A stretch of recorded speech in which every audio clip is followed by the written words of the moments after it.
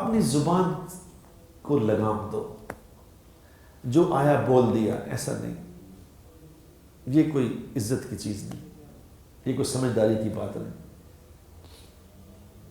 کئی لوگ دیکھیں نا، آپ نے ایک بات میں دو گالیاں نکالتے ہیں اور وہ گالیاں نکال کے ہنس رہے ہوتے ہیں، دوسرے بھی ہنس رہے ہوتے ہیں کہ یار بڑی گالاں کٹ رہا ہے، کیونکہ ان کو پتہ ہی نہیں کہ کیا کر رہا ہوں میں، کیا ہو رہا ہے اسے نہیں سمجھ، کیونکہ یہاں لکھا جا رہا ہے، یہاں لکھ رہے ہیں۔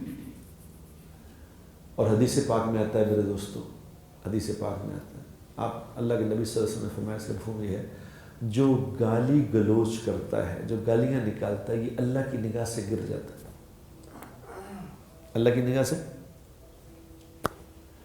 اللہ کی نماز پڑھتا ہے، زکوٰۃ دیتا ہے، تہجد بھی پڑھتا ہے، نیک اعمال کرتا ہے، گالیاں نکالتا ہے، تو اس کی نماز تہجد تھی، وہ اس سمیت اللہ کی نگاہ سے گر گیا۔ اب ایک بات میں نے آپ کو عرض کی ہے، ایک بات کہ رک جاؤ، رکنا سیکھ لو، اپنی زبان کو روک۔ اور دین ہے کیا؟ اسلام ہے کیا؟ دین ہے کیا؟ جنت کے راستہ ہے کیا؟ جنت کا راستہ یہ نہیں کہ آپ یہاں زندگی چھوڑ کے جا کے کسی درخت کے نیچے بیٹھ جائیں، اللہ اللہ شروع کر دیں، ایسا نہیں ہے۔ یہی کام، زندگی گزارو ساری، سب مزے سے سب کرو، سب کچھ کرو، کھاؤ پیو، شادیاں کرو۔ چار شادیاں کیوں کہا ہے؟ جنہیں بہت ہی آگے لگی ہے، 4 شادیاں کر لو، لیکن جس سے منع کیا اس سے منع ہو، بس اتنی بات ہے، صرف منع کرنے والی بات ہے۔ اور منع حدیث میں کیا آتا ہے؟ حدیث میں آتا ہے کہ جہنم میں لے جانے والی جو چیز ہے، جو سب سے زیادہ جہنم میں لے جانے والی چیز ہے، وہ زبان ہے۔ ذرا غور کرو اس بات پہ، یہ نہیں کہا کہ جہنم میں لے جانے والی چیز جسم ہے یا یہ ہے یا آنکھ، زبان، چھوٹی سی چیز ہے زبان۔ تو کسی نے پوچھا، یا رسول اللہ صلی اللہ علیہ وسلم، کیا لوگ زبان کی وجہ سے بھی جہنم میں جائیں گے؟ آپ نے فرمایا، اس کا مفہوم ہے، اللہ کے بندے، لوگ جائیں گی زبان کی وجہ سے جہنم میں، زبان لے جائے گی، کیونکہ بولتے ہوئے سوچتا نہیں تھا کیا بولنا ہے۔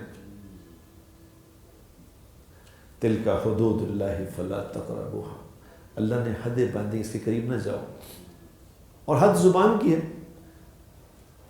چپ کرنا بھی سیکھو میرے دوستو، منہ سے، حدیث میں آتا ہے کہ منہ سے کچھ نکالنا ہے تو خیر نکالو، ورنہ چپ رہو۔ دین کے مزے کس کو ملیں گے؟ یہ میرا موضوع آج کا آپ سے بات کرنے کا یہ تھا کہ دین کے کلمے کے اگر مزے لینے ہیں تو میرے دوستو آج ایک نیت کرو اس بات کی کہ میں کم از کم ایک نافرمانی ایسے چھوڑوں گا۔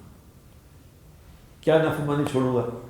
آج ایک نافرمانی سے شروع کریں کہ میں آج کے بعد میری زبان سے جھوٹ نہیں نکلے گا، میں جھوٹ نہیں بولوں گا، آج نیت کر لوں۔